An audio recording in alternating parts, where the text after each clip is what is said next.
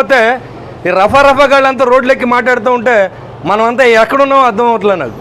ఇవాళ రోజా మాట్లాడుతూ ఉంది ఎమ్మెల్యే నా కొడుకులంట. అది ఆడదో మగదో ఎవడికి తెలీదు. అది మాట్లాడుతుంటే ఎమ్మెల్యే నా కొడుకులంటే జగన్ కూడా దాని కొడుకేనా అని అడుగుతూ ఉన్నాను నేను. మరి ఎమ్మెల్యే అంటే ఆయన కూడా ఎమ్మెల్యే కదా, చంద్రబాబు నాయుడు గారు కూడా ఎమ్మెల్యే కదా. ఆయన వయసు ఎంత, వీళ్ళ వయసు ఎంత, నా వయసు ఎంత, రోజా వయసు ఎంత. ఇలాంటి దురదృష్టకరమైన బూతులు కొంతమంది కాపుల్ని ఉసుగొల్పి వాళ్ళతోనే స్టేట్మెంట్లు. అంబటి రాంబాబు, పేరు నాని, పనికిమాల వాళ్ళంతా వచ్చి డబ్బుంటే అరెస్ట్ చేసుకోమంటున్నారు. వీళ్ళు ఒకటే వంక.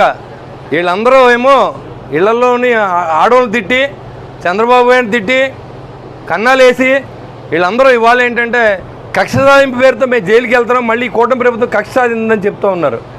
వేల కోట్ల రూపాయలు కుంభకోణాలు ఉన్నాయి వీళ్ళు ఒకటి వెనకాల. ఇవాళ మిథున్ రెడ్డిని అరెస్ట్ చేశారు. రాబోయే రోజుల్లో జగన్మోహన్ రెడ్డిని కూడా అరెస్ట్ చేస్తారు. దాంట్లో ఎలాంటి ఆశ ఇది లేదు. ఎందుకంటే గజ దొంగ అతను. వీళ్ళందరూ మామూలు దొంగలు, గజ దొంగ. లిక్కర్లో మొత్తం దోచుకున్నాడు, గనులన్నీ దోచుకున్నారు, ఇసుకంతా దోచుకున్నారు. అడవి నుంచి వచ్చిన డబ్బు కూడా అమ్ముకున్నటువంటి ప్రభుత్వం ఇవాళ మళ్ళీ సంవత్సరం అయిపోయిన తర్వాత ఇక్కడ శాసనసభ్యుడు మళ్ళీ రోడ్డెక్కి అంతా మర్చిపోయారు. మనం ఇంటింటికి ఒక ఖాతా పెట్టి డబ్బు లాక్కున్నటువంటి లూటీ చేసిన వ్యక్తి అయినటువంటి కొట్టు సత్యనారాయణ కూడా ఇవాళ మాట్లాడుతూ ఉన్నాడు. ఇంతకంటే దురదృష్టం ఇంకోటి ఏమి ఉండదు. సంవత్సర కాలంలో ఎవరు మర్చిపోరు. ఇవాళ బాధితుల సంఘంగా కొట్టు సత్యనారాయణ బాధిత సంఘాన్ని కూడా ఏర్పాటు చేయబోతూ ఉన్నాం. ఎవరైతే డబ్బు ఇచ్చి మోసపోయారో ఉద్యోగాలు కానీ వాళ్ళందరూ కూడా నా దగ్గరకు వచ్చి చెప్పారు. ఆ లిస్ట్ కూడా నా దగ్గర ఉంది. ఇలాంటి వ్యక్తులు రాజకీయాల్లో ఉంటే మాజీ శాసనసభ్యులు ముల్లపూడి కృష్ణారావు గారిని వేదిక నాల్చవని కోరుతున్నాం.